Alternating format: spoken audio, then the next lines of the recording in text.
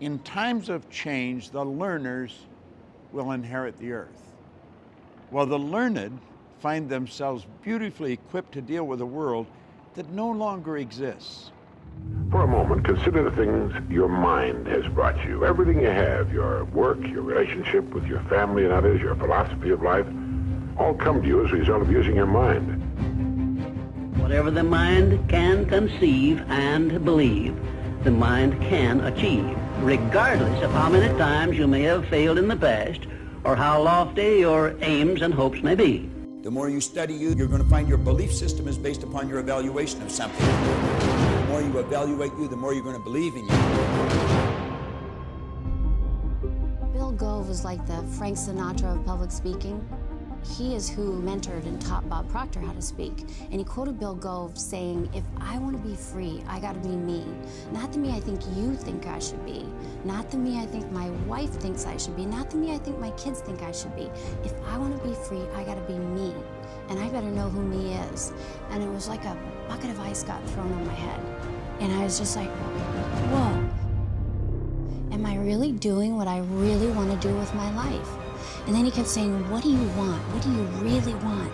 And I wrote down in teeny tiny print so nobody would see.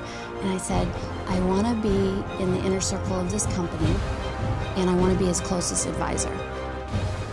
What we've got to learn to do as individuals is adapt to the change that's taking place. See, change is inevitable. It's never going to stop. And we're picking up speed.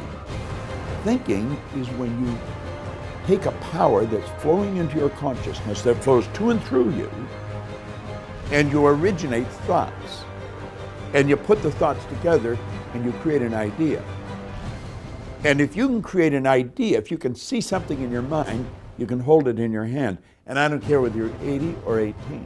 It makes no difference.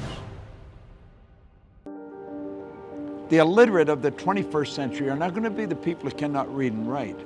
They're going to be the people who cannot learn, unlearn, and relearn. Now think about that for a moment. Do you know, you and I are being controlled, virtually controlled by paradigms.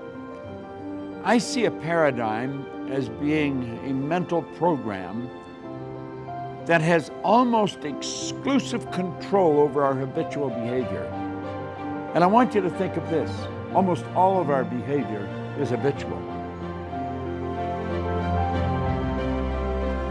There's such phenomenal opportunity for the person who really understands themselves, who understands how their paradigm was formed and how that paradigm can be changed.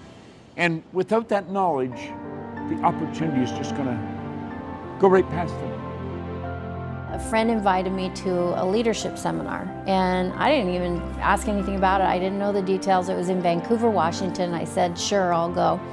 And so I ended up there on that Friday night, August 18th, 2006, and I'll never forget it. I can see where I was sitting in the seminar room. I can see what I was wearing, and I see out walks on stage Bob Proctor, and I didn't even know who he was. I kind of had connected between Bob Proctor and The Secret, but I didn't know this was a Bob Proctor seminar. And within like 15 minutes, it was like he took my head off and shook it all around, and everything that I believed and thought I was starting to question. There was one point in the seminar when he said most people tiptoe through life, hoping to make it safely to death. I believe if we're really going to enjoy the change that's taking place in the world that we're a part of, we're going to have to start to understand what makes us tick. We're going to have to understand how the paradigm was formed, how the paradigm can be changed, and how it's literally controlling our life. When we do understand that, then we're in control of ourselves. We're living the way we really want to live. We've knocked down all the walls. There's no limitations. Sky is actually the limit.